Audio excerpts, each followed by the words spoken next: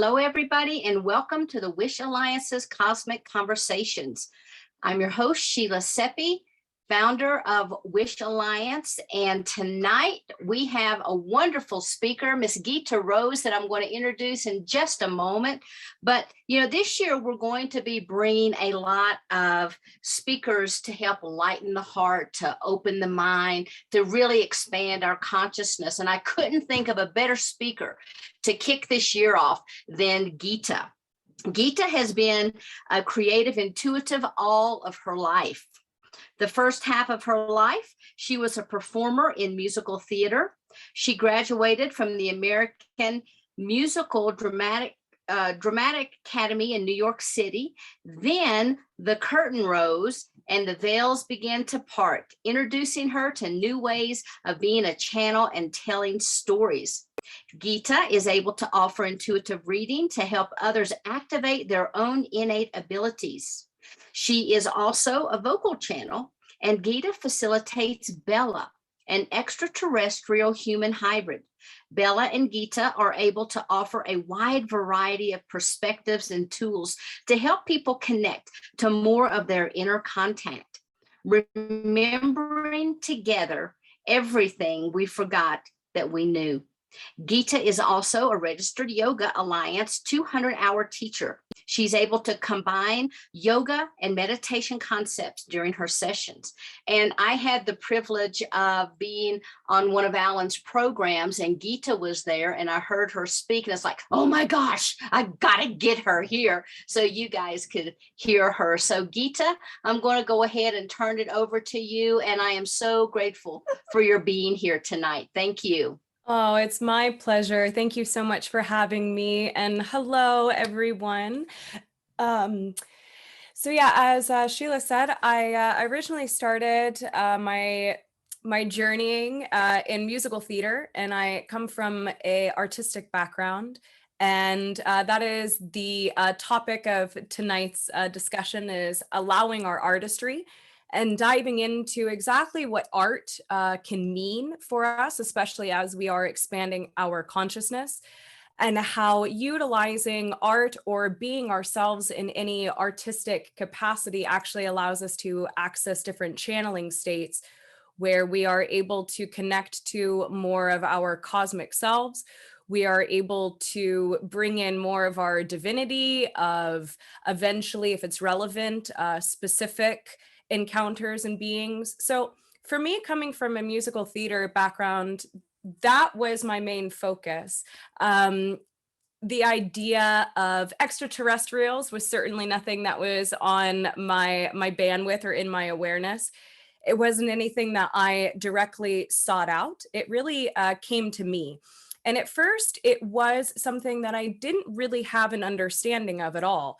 The energy shared, it was extraterrestrial in nature. I had a friend of mine to validate a little bit because she was aware of vocal channeling. And really all that vocal channeling is we reach a certain vibratory state.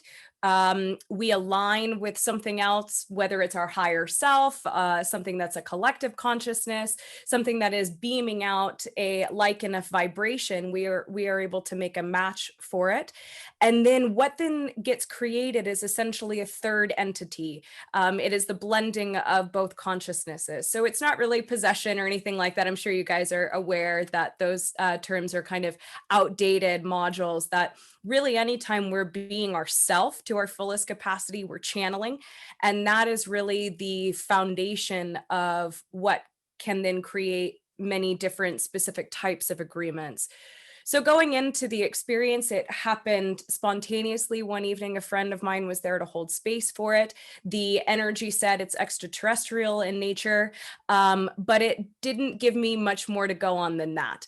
And for quite a few years, when I was practicing the vocal channeling state, or then my consciousness began to open up to having a lot more encounters and meditations and the dreams, sometimes things that were very kind of quasi-physical.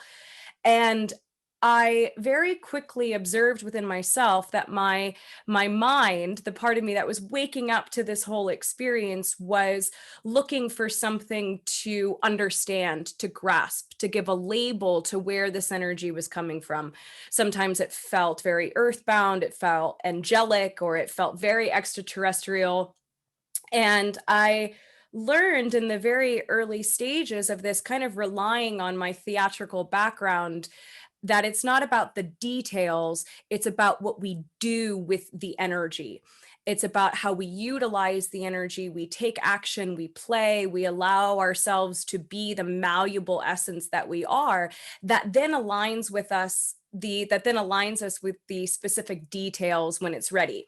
So I'll give you a little bit of background just because a lot of times people are curious. So I'll do my best to be brief with it. But Bella, as she calls herself, represents herself as a human hybrid who is an extraterrestrial that is a result of what we would understand to be the gray human hybrid program.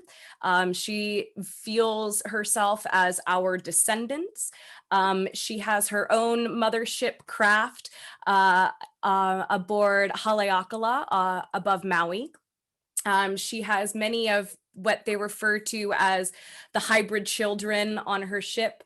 She very much enjoys theatricality in her own way and dressing up, and has a lot of artifacts and teaches the kids about what it would be like to eventually interact with human society. So at this point, 10 years later, I have a very fleshed out character of who she is. And what they always go back to is it's not about the details. It's not about the details. There's a lot of complexity within the story. There's a lot of things that our human mind likes to kind of get hung up on. We're all very curious, right, about our galactic histories. And it only makes sense that as we are expanding our ability to be in contact with the unknown, we want to define it, we want to know it.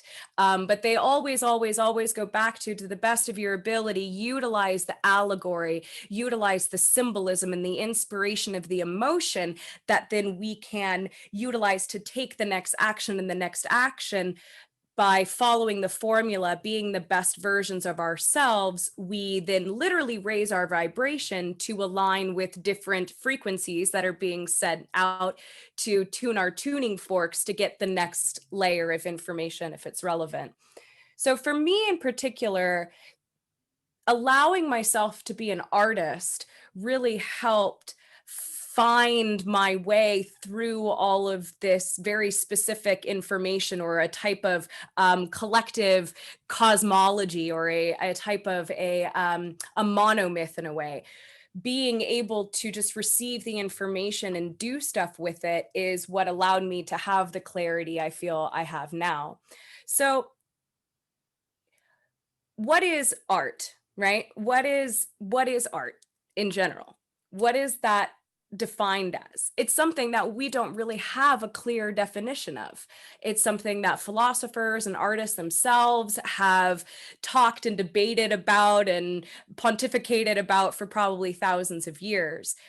And we are expanding our definitions of everything right now. As our consciousness is expanding, we're expanding our definitions and absolutely what we call art.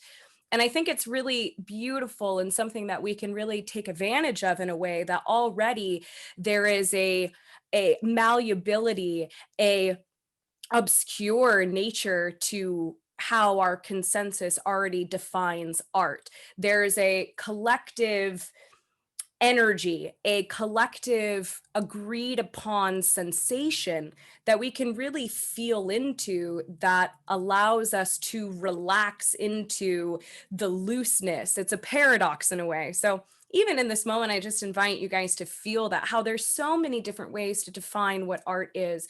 There's so many different ways to define artistry, and how that's something that we've already distilled down from divinity in our collective definitions. And there's a support within that that allows us to continue to breathe into our expansion. I also really enjoy finding the etymology, the spelling of words. So art, A-R-T, is an old French word that means the skill or a result of a learning of practice. It's also connected to a Sanskrit word that I don't know how to pronounce, so I will just spell it. It's R-T-I-H,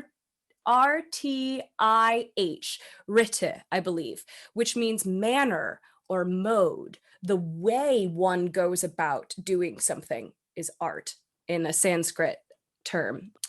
Or it's also derived from the suffix ar, which means to fit together. And the German word for art is Kunst, which is the root of kennen, to know. We also see that in a lot of other Anglo-Germanic languages. When you ken something, you know it. And again, that's the German translation of art, is the knowing, to know. And so again, already within the definitions of different cultures, different collective, different understandings, we have then a navigation tool of how we can feel into what our artistry might be, or different definitions that really make our hearts sing. And again, there's a relaxation that we can go into in terms of that structure of play, essentially.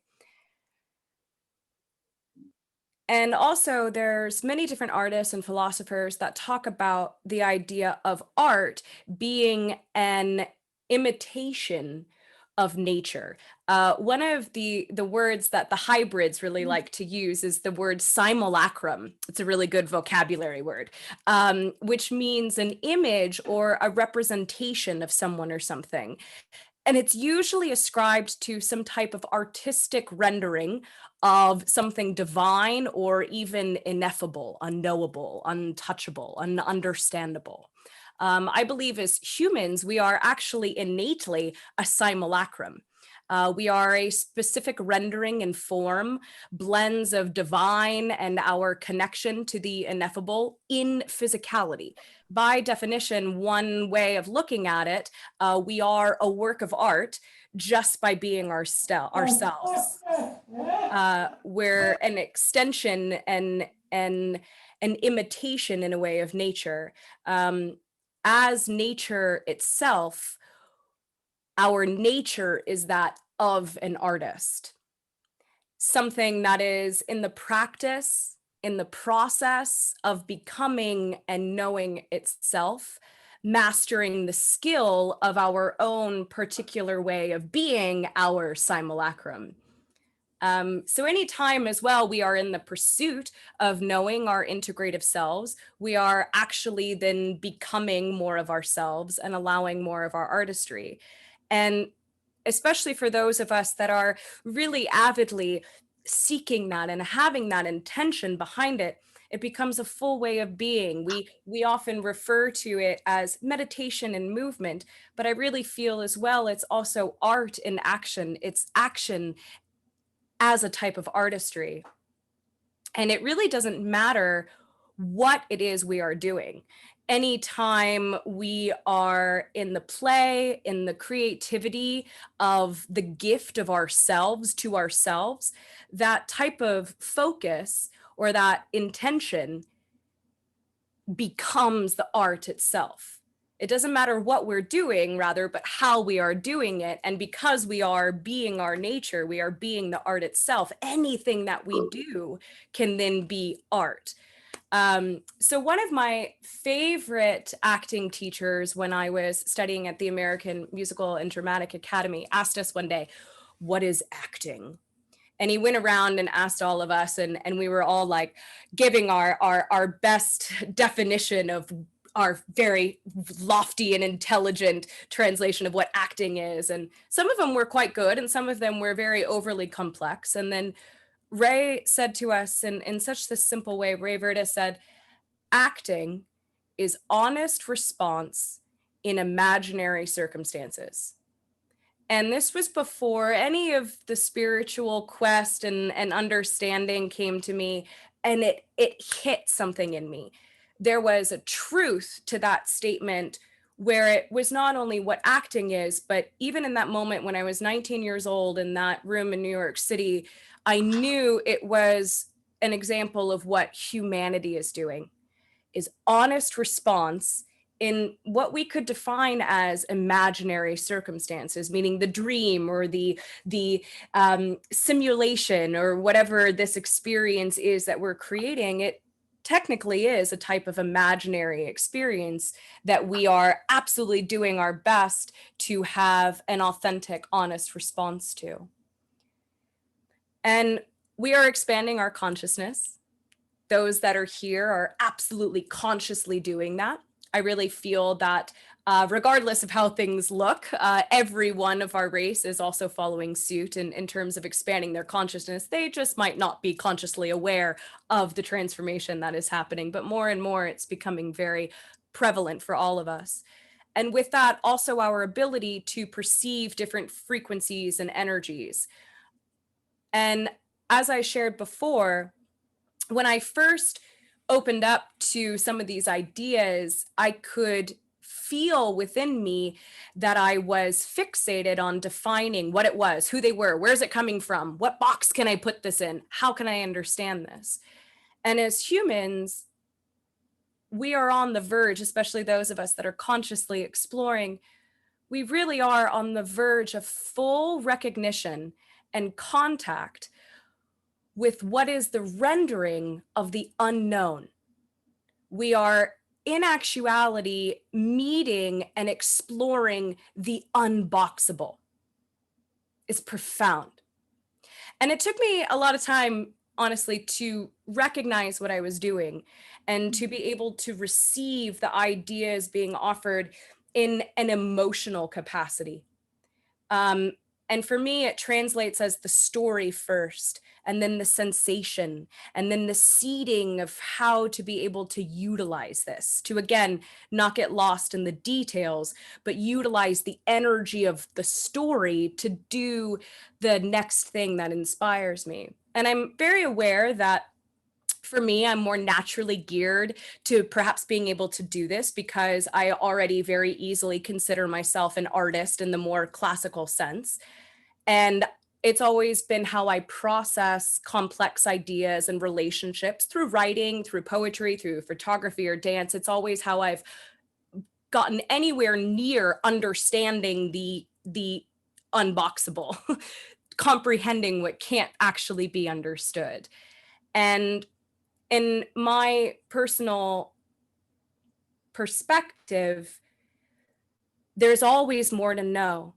We are knowing the unknown, and then there's always an aspect of the unknown. It will never be fully known. And that's what we do with the unknown as humans, is we make stuff with it. And it's a character trait that we have. It's a form of protection, we might say, when we are met with something so ineffable, so undescribable, so divine, so miraculous that we want to understand it so we feel comfortable. And I've seen this happen a lot in different spiritual, metaphysical communities, and it makes sense. Again, we are in many different ways and on the leading crest of the wave of expansion and understanding and exploration of the unknown. We are in the process of meeting what we have taught, what we have been taught was impossible. We are remembering it all really is an imaginary experience, and we are in the practice of being able to respond as our truly natural selves. So I feel a lot of us will often rush past that initial shock, we might say, of awakening, that it's all real. Like, what? Everything that we were taught is not actually what was real in many different ways, or at least just the pardon me, the simplistic understanding that there's more. What? Aliens are real? Walk-ins and starseeds and hybrids, oh my, like, whoa. And I really do feel it's, again, a protective mechanism to attempt to classify it. And yes, we need certain levels of classification. It's fun, and we need it to be able to tell the story. But again, I feel like what we're doing, again, because it makes sense, we're protecting ourselves from sensations that are unknown to us, very big, very integrative, very high vibrational emotions that our society hasn't been trained for the most part how to wield, to be the force that we are. So it makes sense that we operate in this way, and in a way kind of rush by the sensations that are being offered to us, again, by this kind of initial shock of awakening. And the sensation of that initial emotion is the point. Again, that's the translation itself. When source or these different beings or our higher self are sending us information, they're not sending words, they're not sending details or specificity, they're really not even sending images. They're sending a vibration that our brain translates, and then we come up with the specific details or the story or specific images. But what is being sent initially is just that energy in motion. And so we can utilize that sensation as the mechanism to tap into our true selves and to be able to build a muscle in a new, creative, receptive way to remind ourselves that it's not, the question is, what is this? Or is this true? Or where's this coming from? Is this real? The question is, first off, how can I allow myself to know that I'm big enough to feel this? And then, how do I use it? How do I make something with it? And there's no how or there's no should in terms of how should I make this. Any way that feels appropriate or exciting to us in an integrative way is the individual way. And again, it's all a continuous loop and kind of feedback. The more that we allow ourselves to feel these initial emotional responses and be in that receptivity and bring our true response to the art that is our life, we are then expanding our vibration and literally creating art because we're cooking a meal with a type of presence, or we are taking a walk with a new type of reverence that then we are allowing our artistry to shine through us to continue to raise our vibration. Anything, I have to stress that, because it's anything that we do can really be artistic expression, because again, it's just what we are. But I do also encourage people to play with whatever forms of traditional art you might feel drawn to, whether it's dancing or drawing or painting or just making noise or carving wood, or maybe it's a type of creation of science. There's all sorts of different kind of blends, again, feeling into that original definition of art, that it's so loose, but allow ourselves to play with specific things. And again, we can enter into these different channeling states that allow ourselves to continue to expand our vibration so that when it's relevant, you get the clarity of where it's coming from or how to define it. But it must come from just playing first, because that's literally how we build the muscle. That's how we stretch ourselves enough to handle higher vibrational information.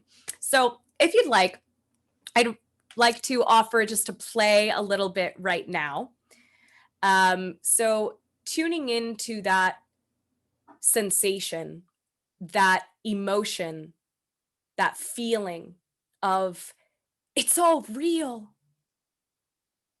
Closing our eyes, feeling into that offering of divinity, magic, imaginary circumstances, parallel worlds and different timelines, ghost angels and aliens. It's all real. Our worlds are a very different place than what most of us were taught to believe.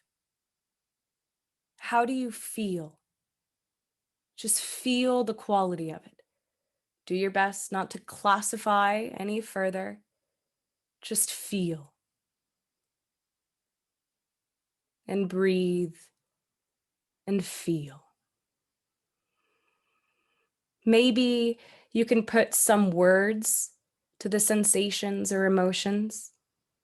Maybe you see colors or any specific images. Perhaps you might even hear notes or tones or sense movements or smells.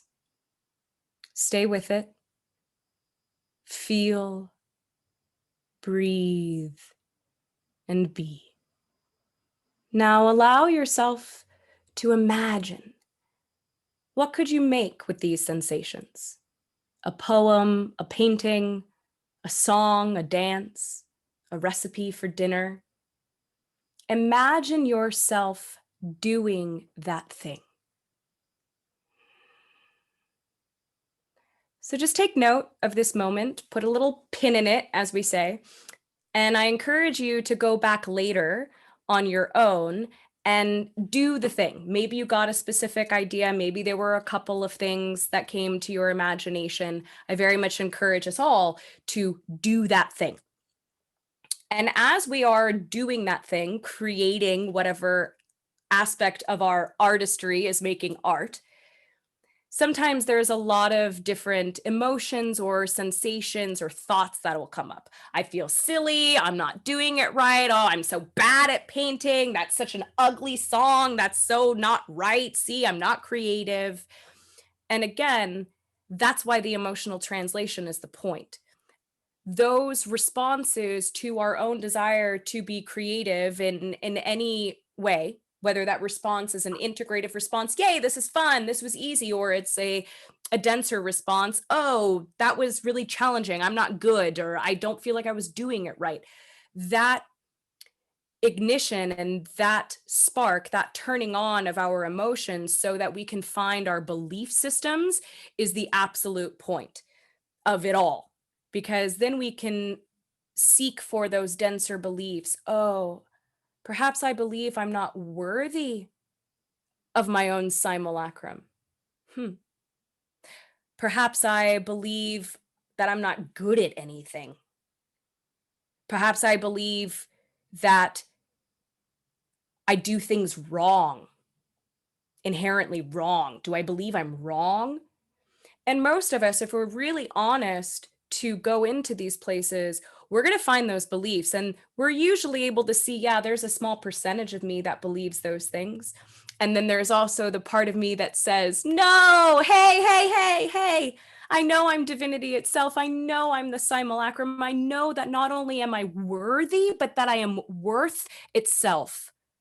I know that I exist and I do my best to do what is right and to be in my integrity. And really, there in that capacity is no such thing as being wrong. So when we allow ourselves to do these types of actions that bring up these emotions, that allow ourselves to find our beliefs, we are then creating, again, a type of workout where the art then becomes the tool for finding those beliefs, as well as integrating the ones we prefer and moving through the ones that we don't. It's, again, this whole kind of feedback loop mechanism. And it really is then recreating ourselves. And it could be recreational because it's fun, it's play. After all, it's just art. And we also tend to take things so seriously. And again, understandably, our Earth experience is very challenging and overwhelming and scary. And there's so much of the ineffable and so much unknown. But again, playing with artistry in this way allows us to play, to not take things so seriously and begin to repattern our neurological net. Exactly the way that we talk to ourselves creates a new type of perspective with ourselves. And also, I can't say it enough. It literally builds like a muscle. We get better and better and better at being in these types of creative states where we are showing up more unconditionally loving for ourselves, and our ability to express ourselves grows. We practice and refine the skill of being ourselves and being the greater aspect of our souls. And we really begin to access our true potentials. We expand our capacity to see and feel multidimensionally, to communicate in symbols and allegory. We begin to release the insistence of that protective mechanism. We utilize both sides of our brains in a more balanced way. We are then able to bring new ways of sharing this information to a broader collective that, when information is given in a way that's perhaps overly specific, can really confuse a lot of people or makes people feel as though there's only one way to interpret it. When sharings come through any type of art, any way that we define art, we are offering ideas and vibrations in a way that allows the receiver to choose how they wish to utilize it. And then we are also stepping more so into the source aspects of ourself. We are offering energy and information in the same way through symbols and energy and a type of story that gives each individual their own will and the reminder of their own artistry.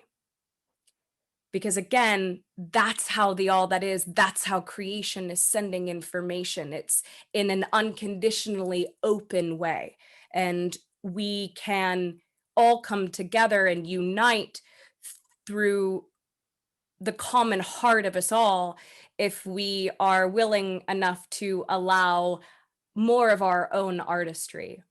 A few quotes that I really enjoyed while I was looking at the etymology and stuff for this was painter Rene Magritte says, "Art evokes the mystery without which the world would not exist." An American monk, writer, mystic, poet, and scholar, Thomas Merton says, "Art enables us to find ourselves and lose ourselves at the same time."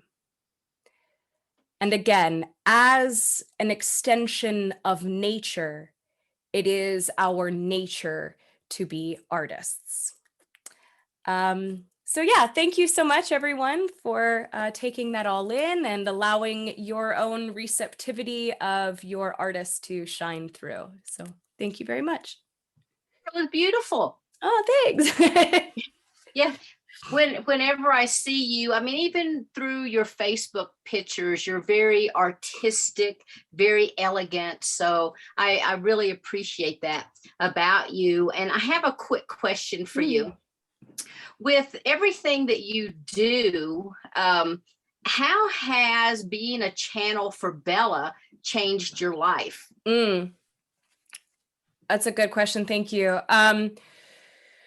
So again, it's why it was really helpful for me to allow her energy to come through me in a way where I didn't need to necessarily overly define it. After a time, I began to really see her and feel her the way that I would any other character that I had played before. And the way that I approached things as an actor before is I really understood what they wore, what their whole background life. It was part of what was so exciting for me. So once I really began to meet her more, I had a more fleshed out idea, I guess, of the script, of the character that she was writing or that we were creating together. Again, through my translation of my brain can only kind of understand and perceive so much of her. Then the channeling kind of switched for me in terms of thinking of it as something that was a meditative thing or a very kind of spiritual endeavor. It really became kind of like an acting improv. I know who this character is. I know how she thinks. I know how she feels. I'm just going to sit in my chair. And when I have sessions or do events as Bella, it's fun for me to dress up a little bit of how I see her. So I put my costume on, I kind of create the little set of my home in a way, bringing in some nature. And it's more of an acting exercise for me. But in terms of what that actually has created for me is quite remarkable. Because again, as I said before, it's a simulacrum. So it's my consciousness and her consciousness coming together and making a third entity. And it very much changes how I perceive things, how I see things. So her, from where she is in what she refers to as fourth density, she can see what she calls the structure of existence. Um, and throughout the years, I'm able to see it in the same capacity. Oftentimes there's things where I'm like, oh, I slipped up on that. Oh, I forgot that. We're all kind of going through these moments of awakening where we realize things and then realize that we've forgotten things. But for the most part, more and more and more, I very much see things, understand, feel things from her perspective. What type of things are you seeing? Well, again, it's a lot of things are, in a way, the structure of existence. So being able to see what I refer to in the little talk, being able to see things from a multi-dimensional perspective. So having the awareness that I often use the analogy, again, as the actor, having the awareness, I don't care how method you are, how good you are, how into the scene you are, there's always a part of your consciousness that knows I'm acting, I'm in a show. But as humans, we that's part of the deal. We forget that. We forget that we are in an experience. So that's one of the main things that I'm able to see and feel in terms of the structure of existence, is never forgetting that not only am I the actor in the scene and responding to what is happening in the scene, but I'm also able to see, to an extent, to what is relevant, the larger show that's happening. So I'm aware of how oftentimes we create and perpetuate ideas of illusion. And oftentimes it's not really a negative thing. We have illusions put in place within how we view our reality for specific reasons so that we can have continuity. Much like in a play, there's this line and this line, and then the actor leaves. There's certain things that are created as a type of illusion so the play can even happen. But I'm able to see and recognize things that we often get confused in terms of what is the illusion that's being created for the sake of story, for the sake of our learning. And I can see the structure itself. So certain things that have really helped me as well, just to be able to ground information. One of the things that we often misconstrue is the idea of reincarnation. So the idea of a linear type of reincarnation is part of the illusion that's created, because it's great. It's interesting story. It allows us to know that it's possible. It allows us to access different information. It can be very relevant for the experience to be created of a young boy remembering being his grandfather, because then there's information that comes out that's undeniable. And then as an expanding race, we have something very specific to point to that again gives us the emotional inspiration for understanding what is real, what's possible. But in actuality, it's just incarnation. It's all happening at the same time. And our hands are really kind of a good explanation of that. We're all extensions of the source that are all happening at the same time. And there's the idea of oversouls and being able to plug into different relevant aspects of our tree.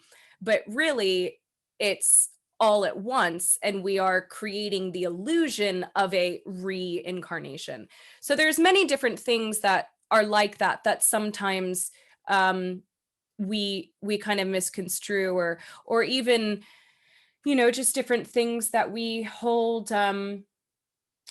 such a weight to, things that are unexpected or things that are scary or challenging. Another aspect of the illusion versus the actual structure, a lot of times we forget this quite frequently when challenge happens perceivably to us, because it feels like that. Absolutely, you're not expecting it. We forget these amazing soul warriors that we are, this experience, especially now, is very challenging. So we forget that, oh, it's a reflection of my own consciousness, always, always, always, always, always. And I wouldn't align myself with any type of physical reality if it wasn't there for my benefit. My higher self, my consciousness isn't going to do it. It's just not how it works. It's not how it operates, because in actuality, our consciousness is happening, our reality is happening through our consciousness. So things aren't ever happening to us. They are happening for us. And more precisely, it's happening through us. And another example of that too, that I like to kind of play with as well, is oftentimes and this kind of anchors in, to me, this gives me like a sensation. We often think, oh, my spirit is in my body. We are spirits that have bodies. My spirit is in my body. My consciousness is in my body. Again, that's part of the illusion that we're creating in this very dense reality.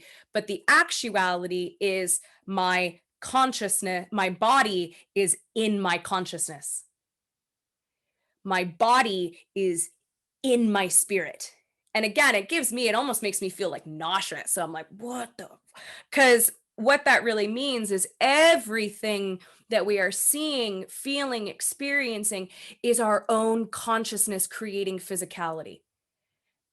And so things like that, where throughout the years, again, following my excitement without any insistence in each and every moment, and always finding that integrative lesson, because it's always there through different actions, allowed me to vibrationally expand myself enough where I could cognitively understand these things from Bella's perspective, or from the hybrid's perspective, and then through continuing action, experience the reflection that allows me to know it in my bones. So yeah, just a bit of that. It's drastically changed how I perceive things. Absolutely. Great. Thank you. Yeah. I'd like to go ahead and open up the call now. If anyone has any questions, please feel free to unmute, raise your hand, and we will begin our Q&A. Because I've got a lot of questions myself. Okay, Susie? Yeah. Hi. Gita, I think you're just magnificent. You're beautiful. You're so young. I've got to ask you, are these things on the side tattoos, or are they, can we buy them? I want one or two. And I could probably be your grandma or great grandma. You're so young and vibrant. And I've always just tried to do everything with art, with clothes, with music, with whatever. But your frequency is just so high. So I hope we get your information how to connect with you. But tell me about these things, and they're so cool. That was thank you. Thank you, Susie. Your energy is lovely as well, and it's so nice to connect with you and your feline companion as well behind you. So yeah, they're stickers. I just moved one off, but yeah, they're just, and I kind of cut it because I was just having fun with where I could place them. But yeah, they're just little stickers. And then there's eyeliner and a little dot eyeliner. I was just playing into the idea of, artistry and just allowing ourselves to be a little kooky and a little weird. And because, that's what we're bringing here to Earth. And my mom gave them to me. She got it in kind of like a little discount promo thing or whatever. And she was like, hey, will you use these? And I was like, yeah, sure. Thanks. So I don't honestly know where they are from. Whatever. But I'm sure if you kind of Google, there's all sorts of kind of fun stuff. They're just stickers. Yeah. I would have thought that you were promoting them. You're so cool at what you're doing. And it is such an example of, I mean, I've done art, I've done tie-dye, I've been a model for so long that you wouldn't believe, and I had but I'm having to reinvent myself with new frequencies, new sure. vibes. I wanted to make tie-dye where they could see us from space, big bright. Cool. Yeah. But I just love you. I think you're Oh, just thank you. brilliant, and I will connect with you. Okay. Yes, we will. I'm sure we'll drop links for everything. And I love your flower crown and your passion and your excitement of art and really we never stop changing, right? We're always evolving to different frequencies and learning how to create with that. And the language that we have for it as humans is art, right? Right. So we're doing it all the time in all dimensions. Well, Yeah. it's really funny. I don't remember if it's Beethoven or one of those composers. Their thing was that they were getting in the presence of God or whatever this eternal to create this music. And they would put a tuxedo on saying, I want to be in the best that I can be. So whatever your best is, I even try to do that for Walmart, just, Yeah. just because we have very few opportunities to dress up now. But I love you. I love your energy. Brilliant, brilliant. Okay. Thank you so much. I'm a mirror for everyone, and I love you as well. And I love seeing into the mirror that is all of us on this call. So thank you, Susie. Thank you, Gita. Thank you, Susie. Thank you. Mary, another artist.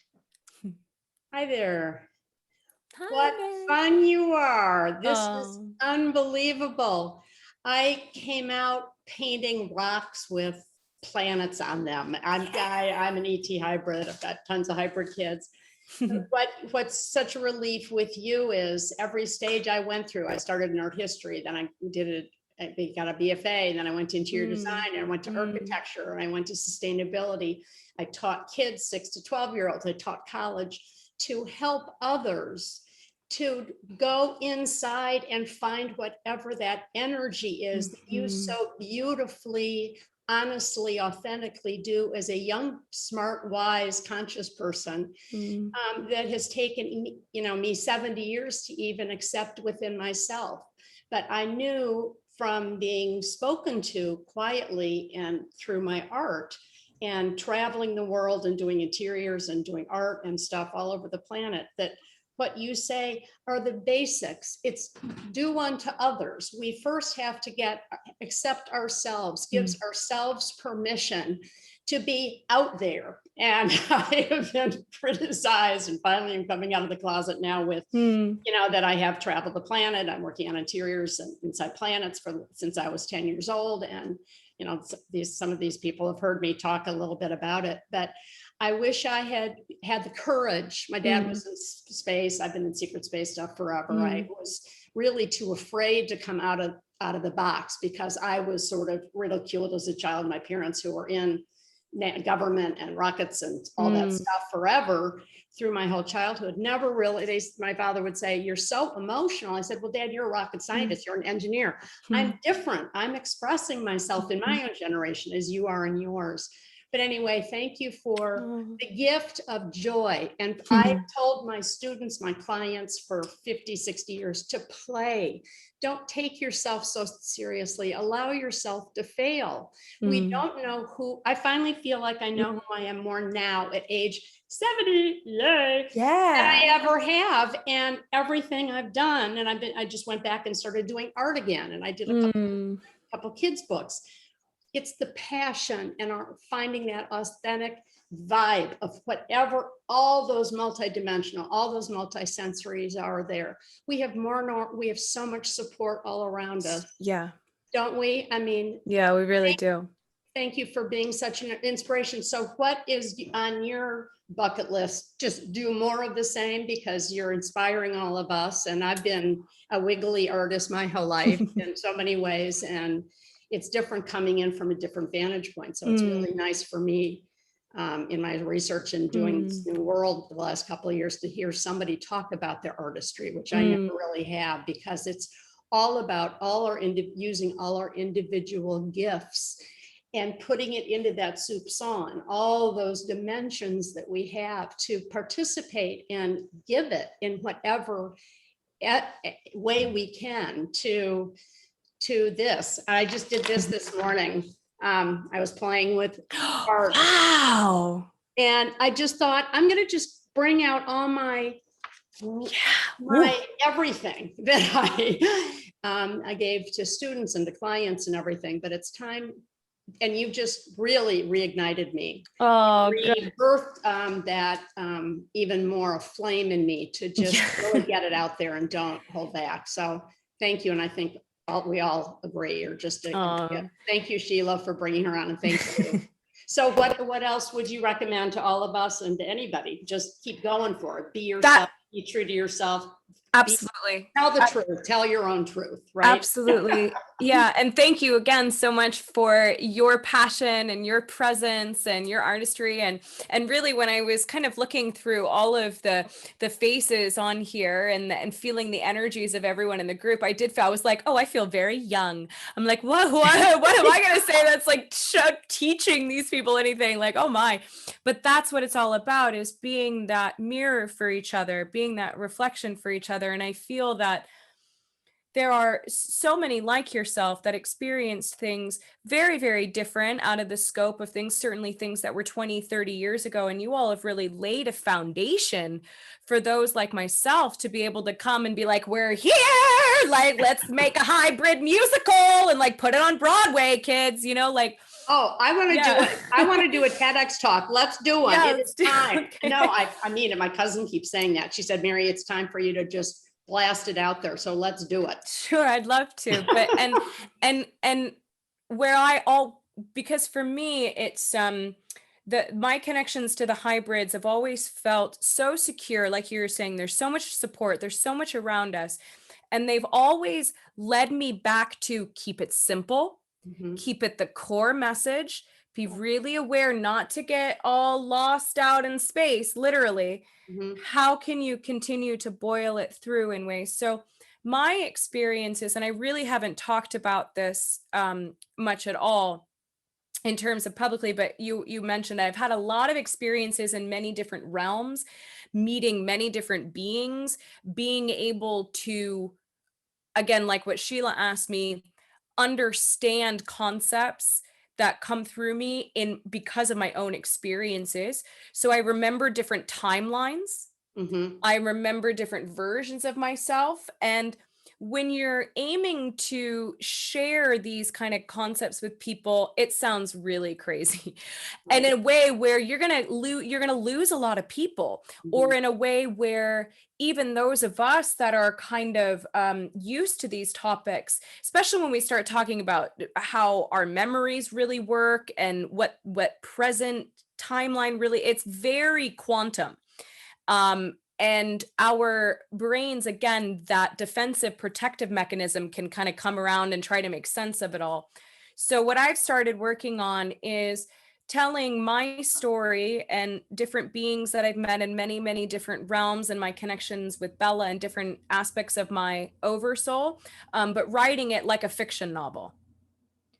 And actually marketing it and putting it out like a fiction story, and not saying like this is my actual experience, because I think that's what trips people up. But if more people can ingest as a story, again, like I said before, where I'm not telling you how you need to feel about this, I'm just offering you a good story, then that's how we begin to plant the seeds of our consciousness expanding in a way, again, that unites all of us, because that's how we learn is through story. So that's one of the things that I've been working on and playing with and creating is writing a bit more. Right. Well, look at, Harry Potter. And Exactly. Yeah. I walked with a friend of mine whose husband who created the Muppets. And I said, what was it like, back in the olden days, just like what we're talking about with ETs and hybrids too. I talk about the grays on the craft at age 5 and people look at me like I'm insane.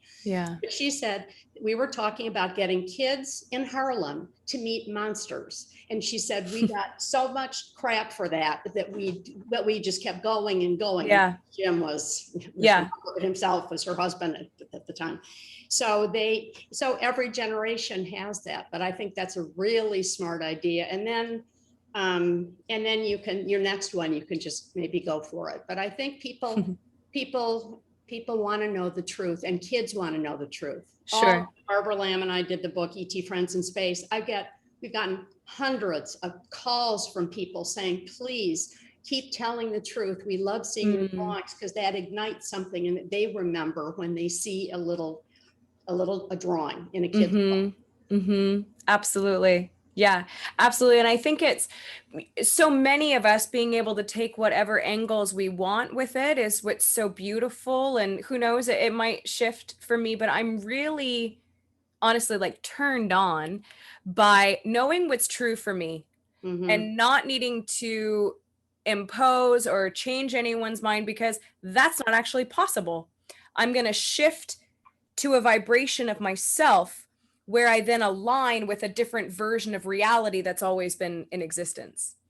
Right, and that's what we do. And it's Yeah. just, I've never tried to do any. We don't. We just Yeah. keep, oh, that was cool. Oh, I've been doing that for 20 years, 50 years. I mean, it's being that authentic vibration because we can't be anything else. If it's not Exactly. the truth, it never works. And we Yeah. don't, I mean, why fake it when we can tell these stories to inspire people? Because we're here to inspire kids of all ages. Absolutely. Really yeah. be our authentic selves, because that's Yeah. where we shine. So Absolutely. anyway, thank you. I didn't mean to Thank hold you for you, a long Mary. time. Oh, you're Thanks. lovely. Thank you, Mary. Yeah, wish I'd Thank love you, to. Mary. Thank you. Thank you.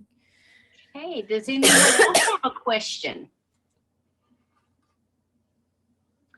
Okay, Johnny.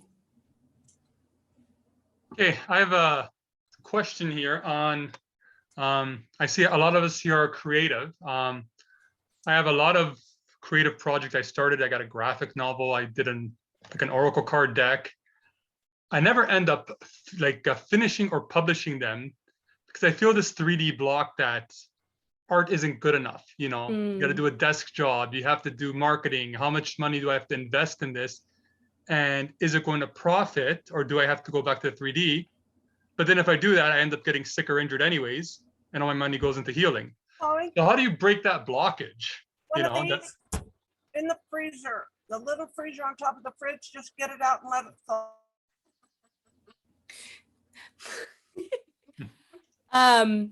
I mean, honestly, that was kind of perfect because we do have many different belief systems that get compounded. We could go into it however deep you like in this moment, Johnny, but this is a bit more of what I do when people have sessions with me. Is it's very unique in terms of how you begin to peel apart and to take your beliefs out of the freezer and look at them and let them thaw out, right? And it's the honest investigative work of doing that. So I mean, we can go into it as much as you like now, but really it's kind of being able to ask questions of yourself is how you allow that belief to thaw out. You have to be willing enough to dive into it and go, okay, this must be coming from a belief. Let's take it out of the freezer. Let's allow it to thaw out. And there's also, again, this is kind of like what Sheila and I were talking about earlier. We're never actually blocked, not in actuality. Not really. It's just not possible. But we can definitely create the experience of that. And a lot of times we will create the experience of something that we don't prefer, such as being blocked, just so we can experience what we are not. We see it, we create our reality so specifically that we'll create something so we have the opportunity to go, oh, I'm not that. Right? So even that sometimes can help as I feel you in this out. Oh, okay. Even sometimes just receiving a little bit of this is an aspect of the illusion and this is the actuality.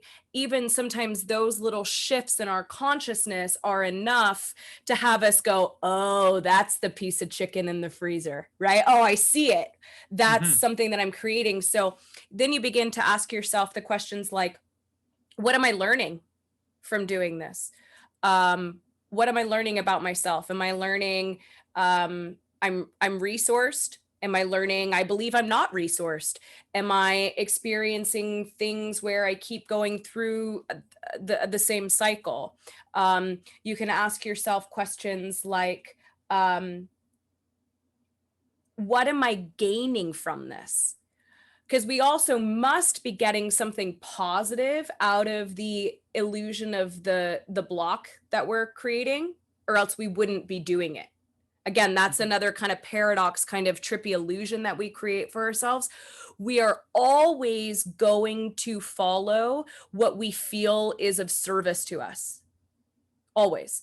But sometimes we create the illusion of doing something that is of a disservice to us, but we can dig a little bit deeper and find, okay, no, what am I gaining from this? Or is it, and it could just be something as simple as, oh, I'm staying comfortable, right? I'm staying in my comfort zone. So in terms of the idea of the tarot cards, right, is one of the things, and the graphic novels, right? Yeah, Those I got a bunch of projects, so yeah, it's one of many. And are any of those complete? Are any of those at the state? The cards are almost complete. I'm like writing out the meaning to each card. I kind of like channeled like Egyptian like deities, and they kind of like showed it. And so you're still in process with that. Okay, perfect, awesome. So allow yourself the creative process, and then when you're done, do the next thing that you can think to do, whether that's reaching out to a publisher, whether that's self-publishing. That's super easy these days, is to self-publish something. Just take the next idea that you're able to take action on. And this is what the hybrids call the formula. So this always is going to loop back to this. So from the hybrid perspective, this is all we need to navigate our reality. This is it. The idea of following our joy, our excitement, our passion, our desires, the next moment of inspiration in each and every moment, moment. And sometimes that's submitting something to a publisher. Sometimes that's knowing that you want to take a walk and go outside, and really getting very in the moment with the next available action that we have, and choosing the thing that feels the best. And sometimes we will trick ourselves. Sometimes I see you going, well, that's the whole point. Sometimes we don't know if it's our excitement, if it's our comfortability, if it's our anxiety. Sometimes we don't know. And again, that's the whole beauty of the process, because it doesn't matter. As long as we commit to and do the thing in each and every moment that we really feel is that much better than the other thing, everything that we need is going to reveal itself from us taking that action. Here's the kicker: in a state that has absolutely no insistence or assumption that something is going to happen as a result of taking whatever action, because we're just following the translation of our joy. It's like our higher self is up on a mountain, and we are like the actor that's forgotten it's in the show, right? It's like, oh, I forgot I'm an actor. I'm just so deep in this experience. I can't see where I'm going. I have all these blocks. I'm in these cycles. I'm going through the thicket. And the higher self is on book. The higher self knows it's the actor in the show and is sending us our translation to get us moving. So it's all about just staying in the attunement as much as we can with whatever feels the most exciting in each and every moment, and not being in any insistence, because part of the deal that we're creating here is always being surprised in a way, and always falling into that trust of our higher selves. And again, like I was saying earlier, always doing our absolute best to have an integrative response to whatever we see, because you are creating that thicket. That is your consciousness reflecting back to you. You are creating the path that you're on coming back to you. You are creating the next experience for you to be able to find whatever that belief is. So we create experiences that arise emotional responses. So we then have the ability to go, what must I be believing in this instance to be feeling this way? Because that's another thing that's a structure of existence where emotions, specific feelings, don't exist on their own. They're energy in motion, but it's only when it's translated through our belief systems that we interpret that energy and motion as a specific feeling. So it's Mhm. literally creating the filtration system. So a good example is anxiety and excitement are the same energy getting filtered through different beliefs. Mhm. And so as long as we commit to following whatever we think it feels the best, and sometimes we don't know. Sometimes we're like, yeah, I have an idea to submit something to a publisher today, but also I just want to sit on the couch. That's actually me lately. I've been just like chilling, Yeah. meditating 3 to 4 hours a day. I became an intuitive, it's called, like life coach as well, and an energy healer. So there's lots of things coming at me, but I'm so bombarded by it that It I doesn't try to matter. do art, and I just Yeah. kind of, like the past 2 weeks, I've just been in vegetative state, saying whatever comes more important, I will Yeah. work on, but it's not really coming right now. So I'm just like meditating all day until it comes. And that's what I'm saying. Sometimes this is where the personal reflection and personal quest comes in, and your ability to be really honest with yourself. That, again, in terms of us going deeper, I would recommend doing a private session. I'm doing my best to kind of show you the container that Mhm. you can navigate through as much as you want. So sometimes, again, because we're really good at tricking ourselves, it's what we do.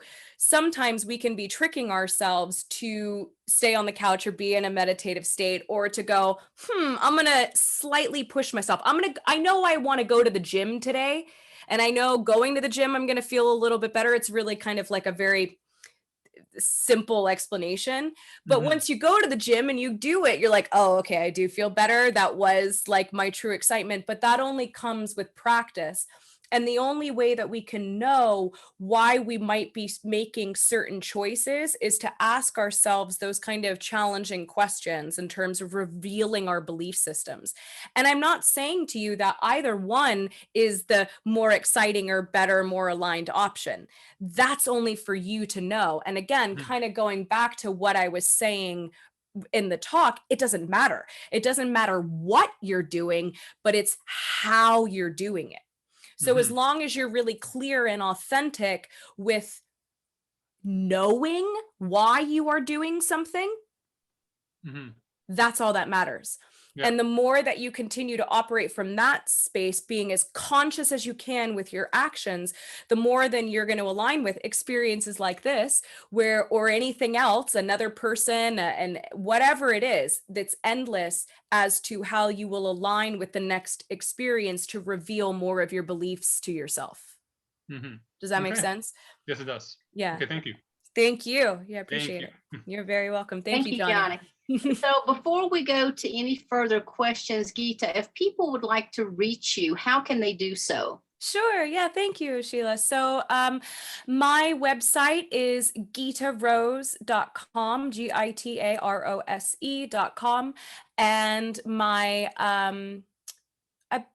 that you can book sessions directly there. And then also I'm on Instagram and Facebook. On Instagram, my handle is Gita Rose, like Bond, James Bond. And I usually am pretty good at responding to messages.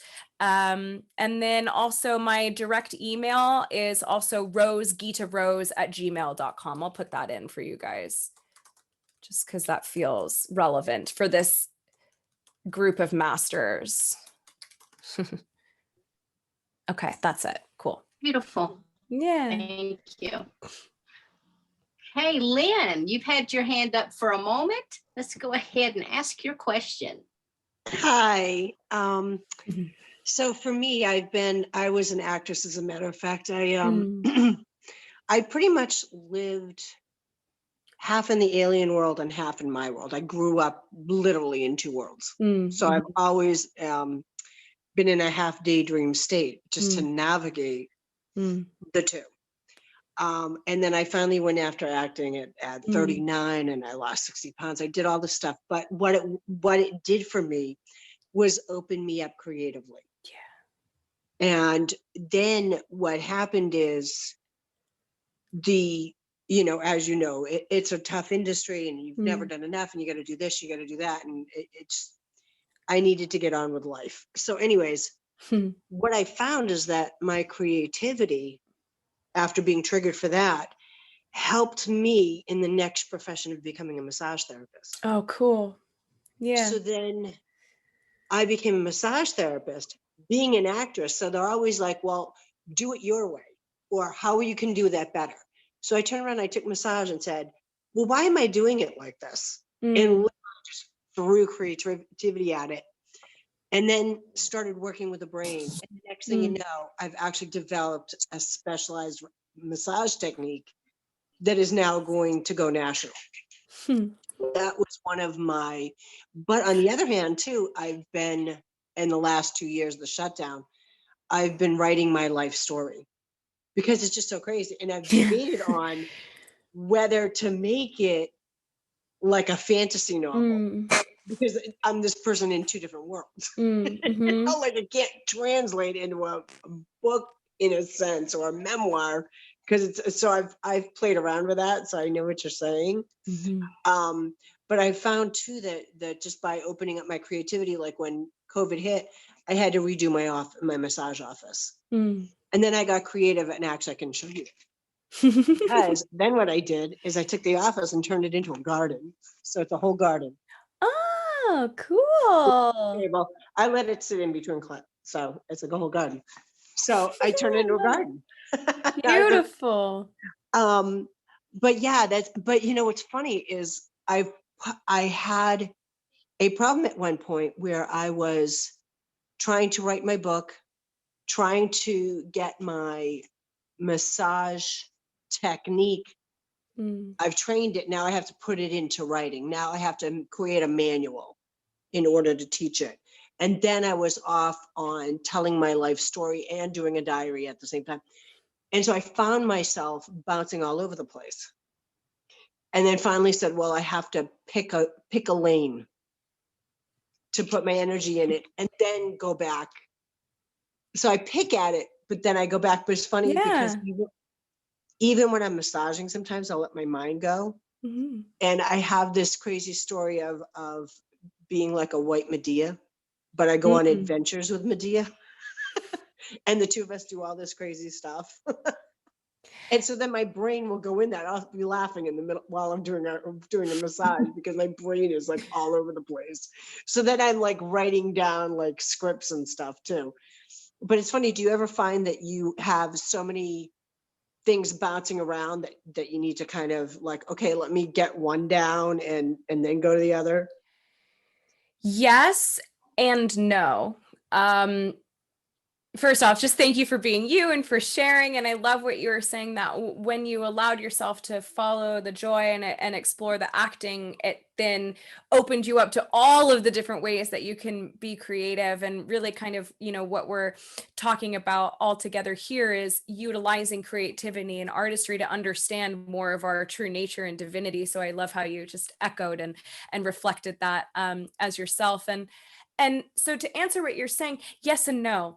And I think a lot of the times, perhaps that's something that comes from society's conditioning, comes from us needing to be a doer society, where we often think things need to be done in a certain way. We often almost kind of assume that we have to focus on things in order to get things done. And I don't myself know how necessarily true that is. I have many different projects going at the same time.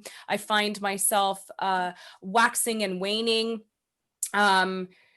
in terms of having excitement about editing videos, or then I'm writing and I haven't shared a YouTube video in months, and then I can kind of go on these different trips where I almost kind of feel bad or guilty or judgmental, or and then there's other times where I'm like hyper focused. I'm like a machine. And I'm still honestly finding the balance with that. And I think that's constantly part of being a very intuitive, very empathic, high vibrational being, that we're all kind of walking of learning how to be very fluid and then also very decisive and very clear, right? We're paradoxes in motion. And I think it takes practice to be able to do that. But I think if anything, I think we could kind of edge towards the other side and allow ourselves to be a little weirder and do multiple things at the same time, release a lot of those kind of beliefs and judgments that really might not be true. And I think when we, again, like I was saying with Johnny, those are the invitations to find all of our belief systems, right? Because we're nature. We can cycle like nature. We shift and we breathe and we move and we ebb and we flow. We are no different than the planet itself. And we allow the planet to do all these things at once, to be very multi-creative and have all these seasons. And we don't allow that of ourselves. And I think when we allow that type of creational energy to move through us, we'll experience time in different ways. We can get a lot done in different ways. I think by allowing ourselves to be what we might conceive of being less productive, we'll be more efficient. Oh, good point. I like that. Thank you. Yeah. Beautiful. Thank you, Lynn. Thanks. Okay, does anyone else have a question? Okay, one of the things that I would like to ask, and then I'll see if anyone has another question before we close. I wanted to check with you, and I know that, my collective has been telling me that this year that's coming up is going to be a year of rebalancing, that we're going to have more of a conscious expansion, which can be painful at times because we have the light shed onto the dark and we have to move through that. We have to release, we have to let go. I'm wondering if you're getting any information about the coming year. Yeah, I actually really love the term of a rebalancing. In terms of the coming year, really, and the movement forward, what I've really been getting, and kind of what a lot of people within the hybrid lineage are talking about, is the probability of more open contact with small groups and individuals. And that deeply resonates within me, because it kind of goes back to what Mary and I were talking about earlier, of this structure, this container, the family that's there, the possibility that's there, where, yes, there may be many things that come to light. There may be very challenging things that happen that we see that are part of the greater collective rebalancing, of what you're saying in terms of the light being shed on the darkness. Not saying that won't happen, but what I've been getting is the probability of a lot of very beautiful contact with these beings in ways where we can rebalance in that way and be true ambassadors of stepping into this new era of contact on Earth. And again, it bringing up many different things within the self, still going very deep within the, in order to create that contact, there needs to be the self contact. But that's what I've been getting, is there's a more visceral, tangible, perhaps more physical, but more opportunity for contact for us to essentially see more of ourselves in the mirror. And there's many different ways that could come about. But that's been one of the main things that I'm doing. And for me personally, what that means is connecting with nature, connecting with the elementals and with plants and trees, and building that very deep contact with those realms. And again, it almost feels like a bed, like I can rest in, something that I can support myself, that then allows me to kind of be ushered through all these other kind of different contact experiences, that then is going to drastically change our vibration, that gives us the ability to navigate through challenge in completely different ways. Yeah. Absolutely. Yeah. So I see that Hildegard has joined us. Honey, do you have a question before we move any further? No, it's great. Thank you. I'm sorry I'm late. Just came in. So I just got the tail end of your presentation, Gita. Nice to meet you. Oh, it's nice to meet you. Hang on. I saw a camera isn't even on yet. Oh, it's all right. Your voice has many pictures. Beautiful. Thank you for saying that. Yeah, and again, thank you hello. for organizing. There you are. Right? I find it very interesting what you were just saying, because my contact with the Andromedans goes back almost 30 years now this year. And what I have been learning over the years is, in particular over the last 6 months, it's all about reclaiming that universal self and anchoring that awareness into this physicality and then expressing it and being our authentic self, that which we were actually coming into this incarnation for. And I totally love the synchronicity of just coming into the room and you were speaking to that. You know, it's really amazing. Thank you. Oh, it's my pleasure. Absolutely. To chat more and get to know you better. It's awesome. Yes, thank you for being you. Hello, yes. Wonderful. Wonderful. Thank you, Hildegard. Thank you. Okay. Does anyone have one last question?